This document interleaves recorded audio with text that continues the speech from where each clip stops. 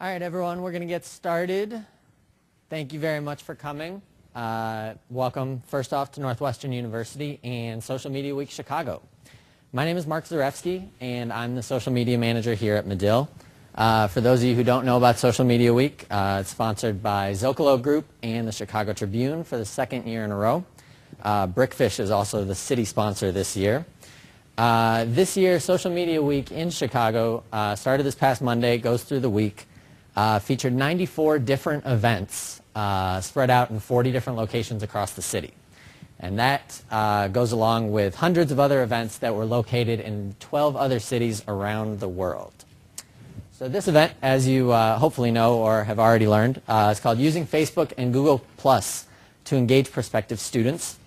If you want to be tweeting during the event, which I highly encourage, the only favor I ask is to use the hashtag SMWMedill. So, Facebook, Google Plus, and prospective students. This past winter here at Medill, we had a dilemma that we were trying to figure out. We were getting ready to admit our newest crop of graduate journalism students, and we wanted to find a way to better engage them after they're admitted and before they made their decision, as well as after their decision. So the question is, how do we do that? We went through a bunch of different ideas. A lot of what we've done in the past is, we send emails, we send other packages. But when you do that, there's no real personalization. We're sending the same thing to everyone. There's not quite that same unique feeling, that same special feeling. So we wanted to come up with a way to make our admitted students feel special. Also, obviously, wanted to get them learning as much about our program, how we differentiate ourselves, what we think our best selling points are, and why we think it's a great place for them to be. So, facing all those questions, the solution that we came up with is a Facebook group. This nice purple head of Joe Medill is the icon for the Facebook group. So what we realized in years past, in addition to what we've done, the students themselves have created their own Facebook groups. In it, they introduce themselves. They say, hey, I'm so-and-so. I got admitted to Medill. And they talk about a variety of things. Now, the problem with them creating those groups is, one, we're not involved. And so if they have questions about something that Medill offers that they don't know about, there's no way for them to get the answer immediately. The bigger problem with that is there could be someone in the group who thinks they know the answer. They go ahead and answer incorrectly, and now all of a sudden you have false information being spread across Facebook, which is dangerous. So we decided that we wanted to be the voice. We wanted to be the location for this online community. So we created this Facebook group for our graduate journalism students. So before I get into the basics, a little bit about demographics. Everyone knows Facebook is very, very popular. It's approaching 1 billion users. But what we were really interested in is the demographics behind those users. So this data is taken back from May. The percentages are, I believe, relatively representative of what it is today, though. So if you look at Facebook, obviously a bunch of different age groups are using it, but 18 to 25-year-olds and 26 to 34-year-olds, both of whom are our obvious target demographic for our graduate journalism program, make up 52% of that population. So obviously they're there. Instead of us creating some external place where they should go, we wanted to go to where our admitted students already were. Another demographic that I want to point out that I'll come back to is Google+. 58% of Google Plus users are in that same age demographic. And so that's another reason why we integrated Google Plus into this approach and strategy that we have. So before we get into the nitty-gritty of how this Facebook group worked, I want to give a little background for those who might not know. Facebook pages and Facebook groups. If you're on Facebook, I'm sure you've seen both. You're probably already in both. But there are some very big differences between the two. And we had to take this into consideration when we were deciding the best way to gather these students and where we wanted to locate them. So Facebook pages, as you can see, are public. All information is accessible for the most part by anyone on Facebook. So for example, Medill has a Facebook page. We have people, anyone who's involved with Medill, likes Medill, or is just picking random things that they want to be members of, can be on that Facebook page and they can see any information that's put on it. There's not really any privacy. Facebook groups, however, are much more private. There is a group manager, and for the most part, that group manager can control who's in the group and what information each person can see. So it's a lot more secure, it's a lot more private. A little bit more about Facebook groups. So there are 3 different types. There's open, there's private, and there's secure. Unless a group is open, which means anyone can join it, there's no approval process, members need to be approved or added by a manager or by other members. And another interesting point, and this was really useful for us, that honestly was not taken into consideration when making this, but after the fact definitely saw the value. Facebook pages, for those who are on Facebook, you know you have your news feed, and content just keeps getting populated, and there's no way for you to see every single news item that comes in that feed. So for a page, when you post something on your page, that just appears in your followers' news feeds. So there's no real guarantee they'll see it. Facebook groups, on the other hand, have alerts that pop up on the top of Facebook, which you should all probably have seen. It's a red circle, and it says you have a new item of interest, essentially. So no matter when you go on Facebook, you will see this alert, as opposed to going on and possibly missing a post that's in your news feed. So just a little bit more background about Facebook groups. So how did we make this group work? Basically, a lot of collaboration between the Marketing and Communications Office here at Medill and the Graduate Admissions Office worked hand in hand to make this possible. When admitted students were informed that they were admitted to Medill, either by phone or by mail, they were informed both ways, they were given a link to the group and were encouraged to join it, and said you would find out more information, you could get to meet some of your future classmates, and basically we pushed and said this would be a useful thing, a good item for you to be involved in. So for the most part, once the students heard that message after they got over their excitement of being admitted into Medill, they went on Facebook and requested to join the group. Once that happened, I got an alert saying John Smith, Jane Smith wanted to join the group. I cross-referenced their name with the list of admitted students that we have, and assuming that they were in fact admitted, I don't think we had any imposters, I hope not, assuming they were an admitted student, then they were accepted into the group. It's a pretty seamless process, not too difficult, but definitely involved a lot of communication between 2 of our departments. And so what did the admits see? Once they're in the group, this was essentially the welcome screen that they saw. There was, you can see the top, all those different pictures are all our smiling admitted students. And they most often saw a note pretty much right at the top that was from me, that says, basically introduces myself, saying we have this group, we want to be here, we want to give you guys as much information as we can, answer any questions that you have. But also for this first post, what I said is, hey, more and more of you are coming in, write a couple sentences, just introduce yourself, let us know who you are, what you're interested in, why you want to go to Medill, what you want to do professionally, what your favorite color is, where you want to go to eat, anything you want. But just introduce yourself and let us know a little more about you. Very quickly, as you might be able to see there, we got 130 comments on that thread. Basically, people just kept reading and reading, finding out more about their classmates, and then they wanted to get involved too. And so you can go back and look, and you can learn about every single person. It's a kind of fun activity to do. And so as you can see, you can get a little bit of a glimpse into what the group looks like. There's an About tab that basically explained what this group was for, who was going to be in it, introduced myself as the manager. Events, upcoming events that we did for the admitted students, photos, it's pretty self-explanatory. Files I'm going to get back to a little bit later. The beauty of this group, so I was the manager, and so I could post anything I wanted, but everyone that's in the group can post as well. So people can post questions, they can post thoughts, and essentially what I did is said, guys, I'm here for you, ask me anything. And the admitted students weren't shy about asking me anything. They asked about financial aid, they asked about housing, some of the more serious topics, but there were also more lighthearted things. Hey, how can we get football tickets? Where's the best place to eat in Evanston? that type of thing. So there was a real variety of content.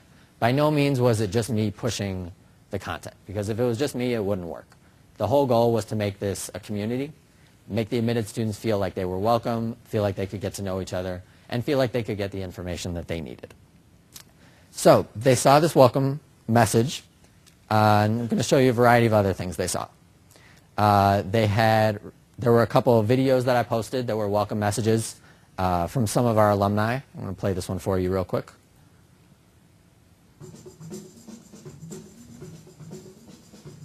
Hi, my name is Steve Weitzman, and I host SportsCenter here at ESPN. As a proud graduate of the Medill School of Journalism, class of 2001, I want to congratulate you on your acceptance to Medill. You've been given the opportunity of a lifetime. While Coach Pat Fitzgerald has our football team on the rise, and the basketball team is poised for a run to the top, Medill has been and always will be the #1 journalism school in the country. You have a chance to be a part of our finest recruiting class yet. The facilities and faculty you'll encounter are unmatched, and the friendships you make will last forever. Medill put me in position to achieve the greatest success, and I'm here to help you do the same. Mike Wilbon's here for you. Mike Greenberg's here for you. Rachel Nichols is here for you. With the Medill Mafia, the list goes on and on. And when you choose to attend Medill, we'll be waiting for you. So what are you waiting for? Obviously, a fun, lighthearted video. What we stressed to the admitted students is we did not give Steve a transcript or anything. He was questioning. He wasn't sure if it was the right tone, and we said, Steve, this is perfect. So there were a variety of videos like that from some of our more notable alums and also some of our more recent ones. Just saying, hey, we want to be here for you. Medill got me to where I am today. It can do the same for you. So that was one thing they saw. Some of the other benefits of using Facebook, it was called Files on the screen you saw before. Facebook Files, Facebook Documents. Basically, you can create any form of document in there, and people can collaborate on it. I believe I just saw this past week that Facebook actually announced that they're combining with Dropbox to allow you to share files that way. But so this is a sample of one of the documents I made. Like I said, one of the big questions admitted students have is, how do I find housing? Where's the best place to live? What are prices going to be like? I'm in another city. I don't know how to find a place.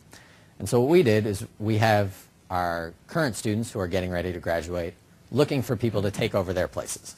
So again, a simple little bit of communication. We have our current students looking. They would send me information about their apartment or house, you know, where it's located, what the price is, any details they want to say about it. And then we put it in this document that's just continuous. And then we say to the admitted students, here are some potential places you could look. Just one example of a document we did.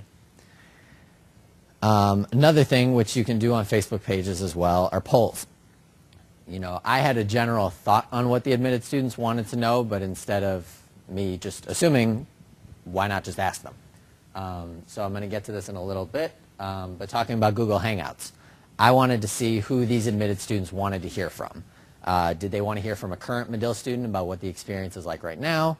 Do they want to hear from a recent Medill alum who's gone through that same cycle and now is hopefully out in the workforce? They want to know what the job search was like, all of that. Or do they want to hear from a faculty member who obviously would hopefully be teaching them when they came here? Overwhelmingly, people wanted to hear from recent alums. My guess is they wanted to know, after a year, am I going to find a job?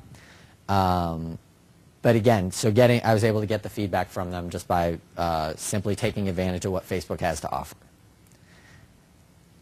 It's also great, like I had mentioned before, for introductions. So I introduced myself. We had admitted students introduce themselves as they joined the group. What we also had were Medill ambassadors. Throughout the course of the period from when they were admitted to when they hopefully enrolled, we put current students into the group, and they were ambassadors. They were, you know, they weren't a Medill marketing person answering the questions. So Will Mendelson was one of them. And he basically said, hey, I want to tell you guys the truth. I want to answer any questions that you have. I want you to know the real story and the full story. So ask me anything. If it's about the program, about life in Chicago, whatever. So we included a variety of current students from different concentrations as well to do that.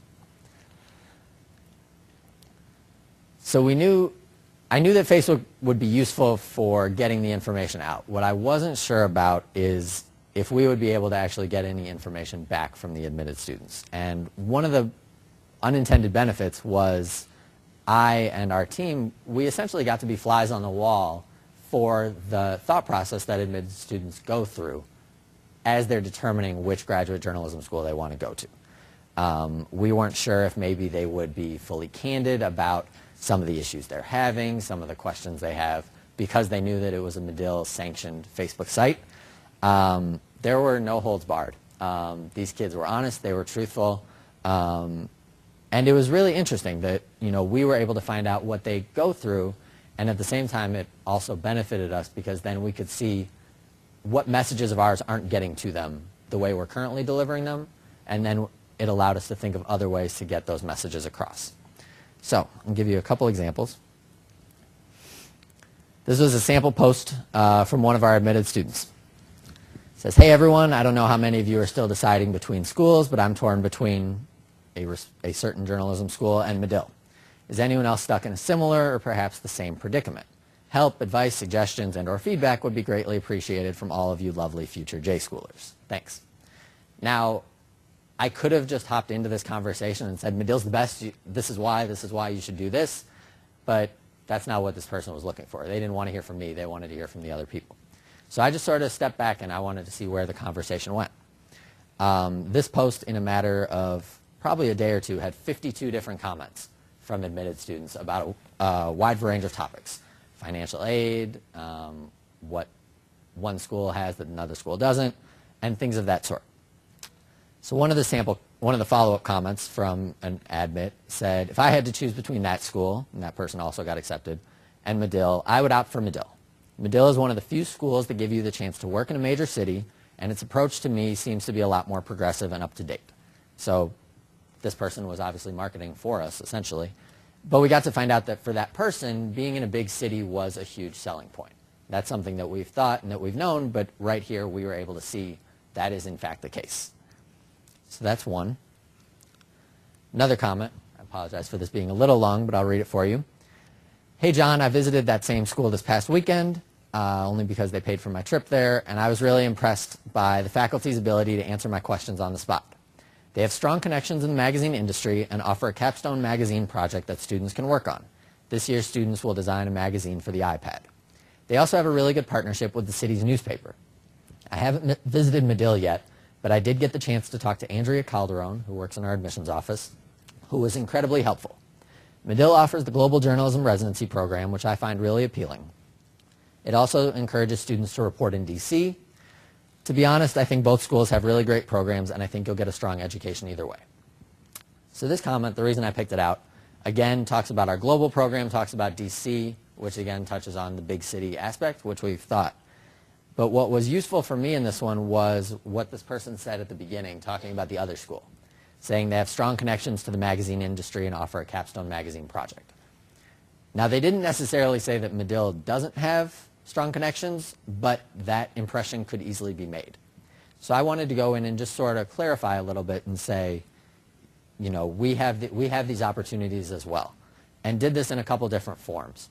Did an audio recording with one of our magazine professors, Charles Whitaker, who specifically talked about the magazine connections that we have, our strong alumni network in the magazine industry, specifically in New York, which is a concern that the same person had, and really why he thinks this is a great place to be if you want to be in magazine.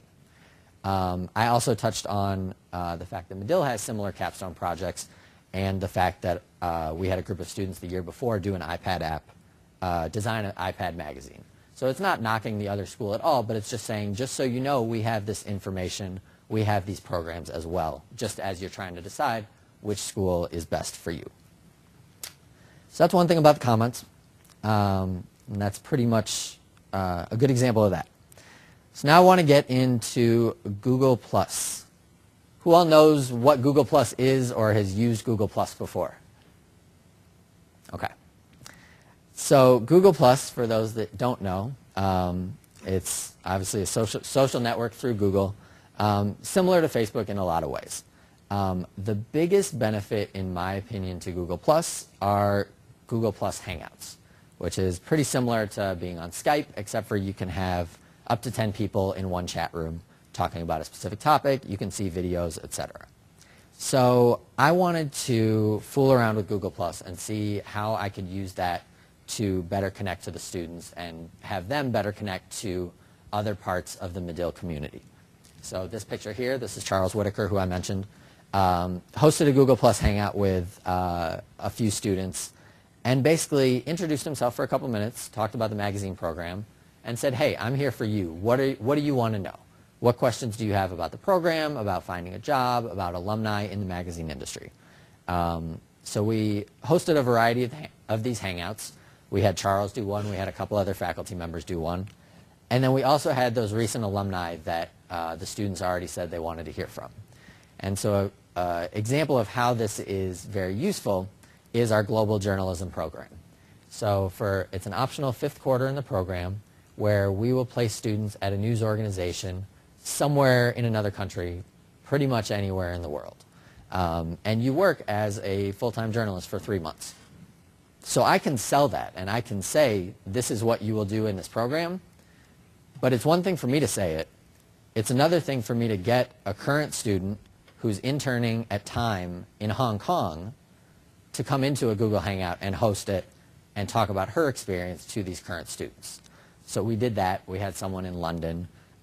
We had a variety of alums spread literally around the globe, come back, go on Google Plus, and talk about their experiences and really connect to the admitted students in a whole new way. One of the new benefits about Google Plus, and has me really excited both for universities and frankly I think for businesses in general, is this new feature called Google Plus On Air. What it essentially allows you to do is broadcast your Hangout. So no longer in the past, people had to be members of Google Plus in order to be in a Hangout or to see a Hangout. Obviously, it's very restrictive. Google Plus's numbers are nowhere near Facebook's, are nowhere near Twitter's yet. So you're limiting yourself right away in terms of your audience. Now, though, with Google Plus, that doesn't need to be the case. You can live stream your Hangout on your Google Plus page, and it'll also be on your YouTube channel. But one of the biggest benefits is you can now embed the video, so you can put that Hangout live as it's going on any customized page that you want. So, for example, we have at Medill, we have a social media page that has links to all our different social media outlets, but it also has a place for us to embed Google Plus Hangouts. So this is a video we did a couple weeks ago with a faculty member, Douglas Foster, who just released a new book. And so people could go to this page and watch it live, or they could go back after the fact and watch it, something you couldn't do with Google Hangouts before. So I think there's a lot of potential. I think there are ways that universities and brands can be using Google Plus Hangouts in a whole new way. So, what I'm sure you guys are probably wondering, did this Facebook group work? Did it have any effect at all, or was it just a whole lot of work for me with no real result? It was a lot of work for me, but it was a lot of fun. It would be foolish for me or anyone at Medill to say this group was the only reason why admitted students chose to come to Medill, but we do know that the conversion rate for the admitted students who joined the group was more than 25% higher than the people that were not in the Facebook group. So it's definitely beneficial in our opinion. But the numbers only tell one story. I think another beneficial way to see what the true impact was to talk to the admitted students. And so that's what I did, and have a couple of responses from them here. One student said, I was extremely impressed by the efforts of Medill to try to create a sense of community and a network of support from the very start. After talking to other friends who are also attending graduate school in the fall, not one said that they have had anything similar to this Facebook group, and some were even jealous about the attempt on everyone's part to help each other out. This Facebook group was one of the reasons why I chose to attend Medill in the end. That tells us that it was pretty successful. Another response, the Facebook group and Google Plus Hangouts were really helpful. The staff clearly brought their A game the entire time. Answers were concise and quick. The Medill recruiting process was hands down the best process I encountered in any of the other schools. Even before the Admit Days, which is our open house event, I felt like I had a bond with other Medill entrants. That, along with the sterling curriculum and experience at Northwestern, made my decision to attend Medill incredibly easy. So at the end of the day, that's what we wanted here. We wanted to create a community. We wanted to get them knowing each other and learning about the program. And like this person said, when they arrived at open house or when they've arrived to actually start the program, it's not like they're meeting new people because they've known these people for 3 months and 4 months already. So in our opinion, we think it was really successful. There are a bunch of ideas on how to expand this moving forward, but it was a great opportunity for us, and we think it was very successful. So with that, that's pretty much the presentation. Wanted to definitely have time to answer any questions people have. And we have, I think if you hold on 1 second, we'll have someone with a microphone.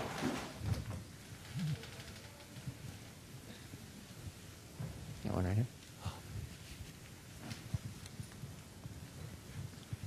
About how much time during the day did it take you? And did you have to do this basically all day, all night? And Yes. It took a lot of time. I think that was one of the reasons why it was most successful. The admitted students knew they would get a quick response. As social media manager, I'm always on Facebook, so it was a little easier because I would get notifications every time a question was asked.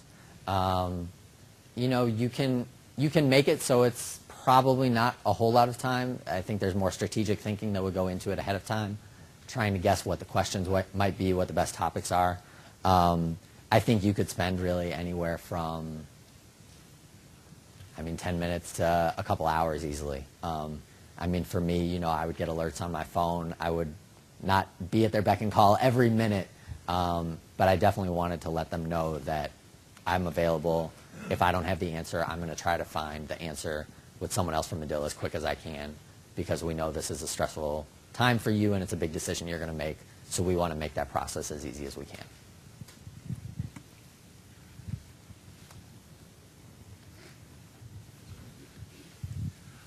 Building on that same question, what on the front end about kind of your own learning curve to develop kind of your proficiency with the tools, how about 3 weeks, 3 months? That one wasn't very long at all. The whole planning process, it was definitely less than a month. You know, I wanted to, obviously doing the research of Facebook pages, Facebook groups, there's a lot available online. So did a lot of research for that. I would say 2 weeks, maybe. And then it was a constant thing that I was learning as I was going along. So Google Plus, for example, wasn't something I had been thinking about at all. But as the group was going and I saw what they really wanted, I realized, wait, this could be a beneficial tool. So it's definitely, you're learning as you're going. But the initial stages, I don't think will take very long. I walked in slightly late, so I apologize if you mentioned this at the beginning. But what has your career path sort of been on your way to social media manager? Interesting question. I'm a proud Medill graduate. I graduated from Medill 5 years ago. My background initially was sports writing. I was a sports writer for about 2.5 years or so, and then made the switch to marketing and communications.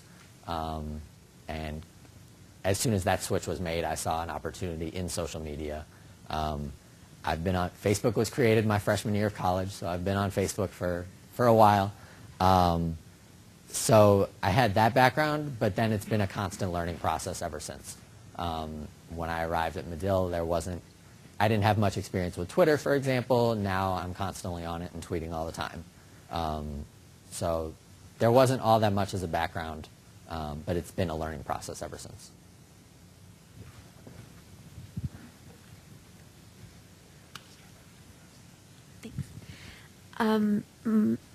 I just want to know, when people join the group, they're already admitted students, correct? Mm-hmm. So once they come into the college, do you find that they stay within the group, or do they tend to leave? And then do you make a different group every year, or do you just keep the same group and let it grow? Fascinating question. Something I did not think about at all when I started the group. And I was kicking myself about after the fact. So one of the challenges that we faced, we admit students can start at Medill 3 times during the year. So they can start in the summer quarter, they can start in the fall quarter, they can start in the winter quarter. they're all admitted pretty much at the same time, but then they're going through different periods. So the issue that I realized leading up to when those summer quarter students were going to start is that all of a sudden they would be using that group, from what I'd seen from past students who had created their own Facebook groups, they would be using that Facebook group as a way to talk about assignments, talk about future projects that they're working on, which is great, except for then you have other students who haven't even started yet. Then, so that's summer quarter. Then when you get to fall quarter, you've got the summer students talking about what they're doing in their second quarter, the fall students talking about what they're doing in the first quarter, and the winter quarter students saying like, hey, what about us? What we ended up doing is this group was created for the admitted students as a whole, and then I created separate groups for each quarter. So we now have a summer group, a fall group, and a winter group. And basically asked the students, I said, hey guys, we're going to close this big group, but we want you to still have this resource and this opportunity. If you don't mind, request to join this group, and I'm going to put you in that. Another thing that we did is at that point I said, as much as I love talking to you guys, I'm going to take a step back because I don't have time to manage these groups as well, and you don't need to hear from me at this point. So at that point, those groups were really for them. So they're all managers. They can approve anyone. They can create any content they want. So moving forward, it needs to be a little more of a thinking process of if that's the best way to do it or if there's another easier solution that's a little smoother. But it was definitely something that I unfortunately hadn't thought about beforehand. In terms of reach and frequency for the embedded videos of the Google Hangouts, of the Google Plus Hangouts with the professors, how successful were they in terms of views? How many people were actually watching these videos after the Hangouts were conducted? And B, how do you keep the video and the content relevant after, say, a month, 2 months to the students? That's a good question. This one, it was a little bit of trial and error because a lot of the admins hadn't been using Google Plus before. This was before you could broadcast and do that on-air feature, so it was a little more difficult. So I would do a Google Hangout, and then I found like a third-party program that would record it, basically take a screenshot off of my desktop. The downside was the quality wasn't really good.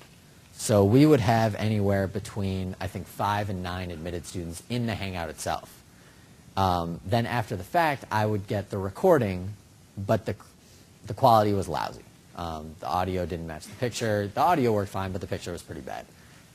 What I did for that is instead of taking the whole 30-minute hangout or hour-long hangout, I looked for sound bites and looked for the issues that seemed really important to the admins, both from in the hangout and from what we had heard before, and basically cut those down. So instead of an hour-long video, I had a 3-minute video about the magazine industry.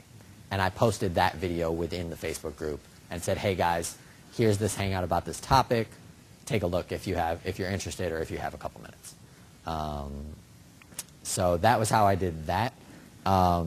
Moving forward, I'm fooling around with a couple different ways to use the on-air feature. I haven't used it much, so it's still sort of a work in progress on that one. That answer both of them? Or is that? I don't know what the count was. There was one of the downsides with Facebook groups right now is they don't have insights like Facebook pages do. One of the very big differentiators. So you sort of have to do your own statistical analysis. I don't know quite how many views I got for each one. I definitely know there was buzz and there were several people talking, a variety of people talking about each video.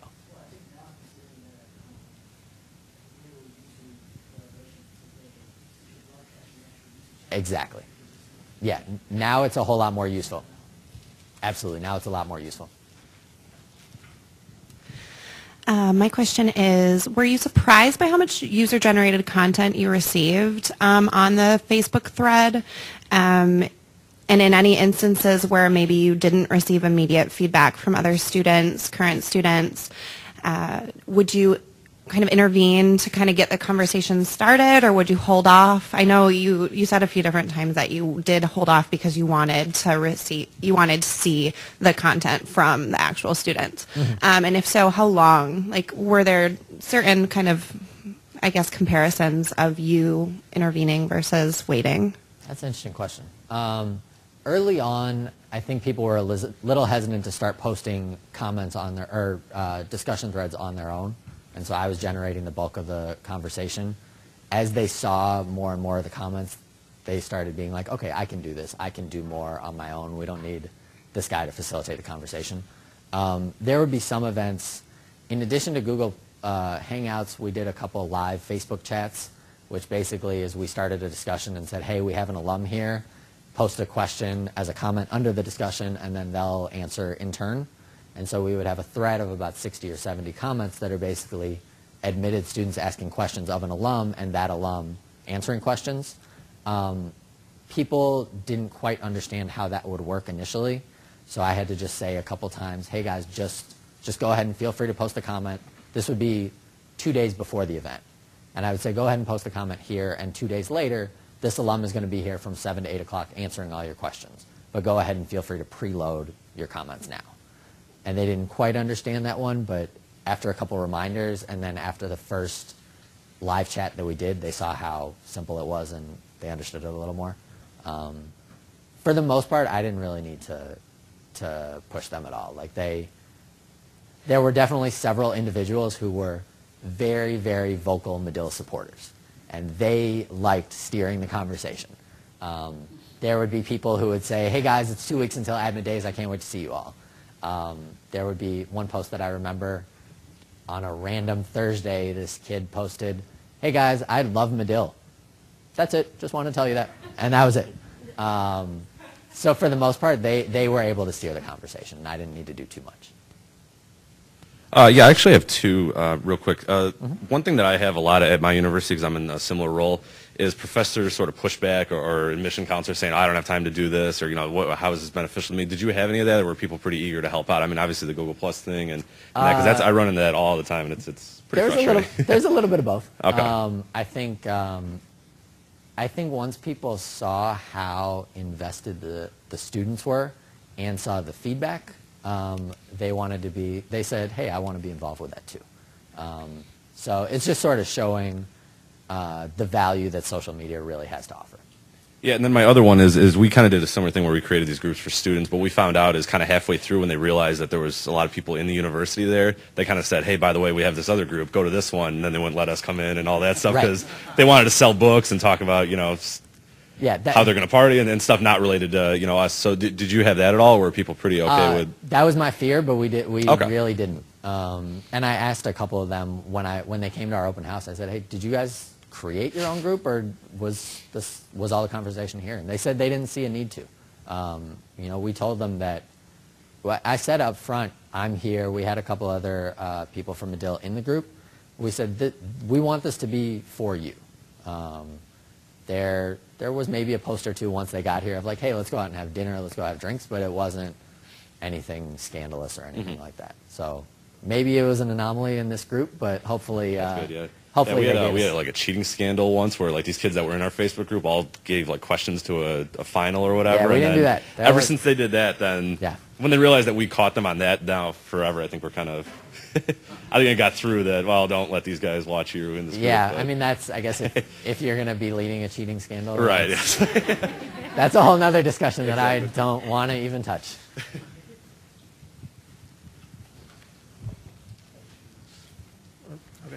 So on your segments, I noticed for a lot of them, LinkedIn was pretty high. So I'm just curious why Facebook and Google Plus, no LinkedIn groups.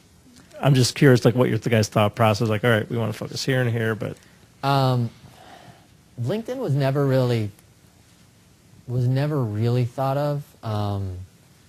That might be just in part because it might have been a little selfish in that I knew more about Facebook and what it had to offer, and it seemed to me like there would be more of a benefit to be using Facebook than LinkedIn. I would guess you could create something similar within LinkedIn. You know, to me, it seemed like you can sort of look at it both ways. That LinkedIn is more of a professional space, and you're going there as a professional. Now, admittedly, if you're thinking about graduate school, it could belong there as well. No real reason. I think you could definitely create something there. I don't know how fluid it would be. I'd have to fool around with it a little bit, but I think there's definitely a possibility there. One right down here. Did you ever use social media to attract students before they even applied? I know Twitter, you can use keywords and search, like geo-targeted. Did you ever do anything like that? No, nothing organized, nothing official. As Medill's social media manager, I'm constantly on there, and the philosophy that I take is, I'll occasionally see admitted students or prospective students on Twitter either talking about Medill or saying, hey, my application's almost done to Medill, or occasionally having a question, and I make sure that I respond to them as quick as I can, whether or not they asked a question or not. So if someone says, hey, my application's almost done, I'll write back and say, like, hey, good luck finishing it up, or congratulations. Let us know if there's anything else we can do to help out. Is sort of the philosophy I take to Twitter when it comes to a lot of things, but certainly looking for prospective students. My attitude is always get back to them as quick as I can, but nothing more really official and organized than that at this point. I was wondering, was it a concern to find out what students were saying about Medill on other pages or generally on the web? For instance, like you said that the slides that you showed, and you said that other people came on the page and they talked about other schools and they highlighted their positive points. So that could be one of the reasons, that was a reason that they were marketing other schools. So were you tracking how people or what people were saying about Medill on other blogs or other pages? To a certain extent. I wouldn't say that was necessarily part of this project, but more so something I just do in general. I'm always trying to be as tuned into what's being said about Medill online and specifically in social media as I can. If there were definitely several instances where people said on either a blog or on Twitter, but not in this group, hey, I'm considering Medill and X other school, what kind of thoughts do you guys have? I would go on and flat out say, I work in Medill's communications department.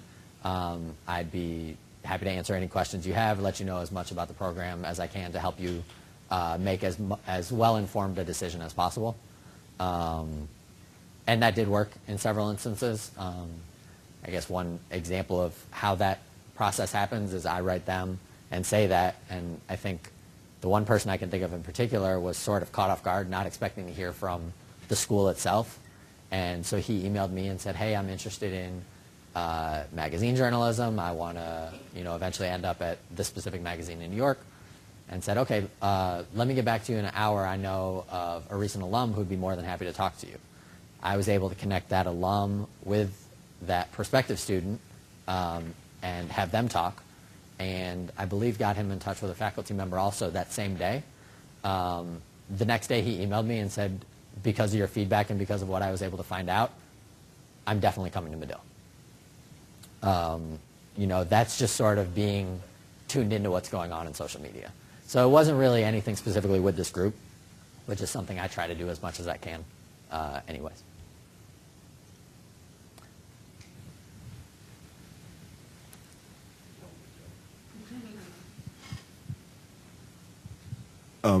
How is what you're doing comparable, or how would you compare that to other schools and programs at Northwestern? Do you have counterparts? Are you rolling this out or offering it to other folks in the university? I do not know. To the best of my knowledge, no other school at Northwestern had something like this. We have a great connection at Northwestern where we've done social media summits the past 2 years. And so we actually just held one about a month ago, and I presented this there and basically said, hey, this was really successful. This might be something that you guys want to think about. But to the best of my knowledge, this is the first group like this on campus. Any other questions? Thank you guys very much.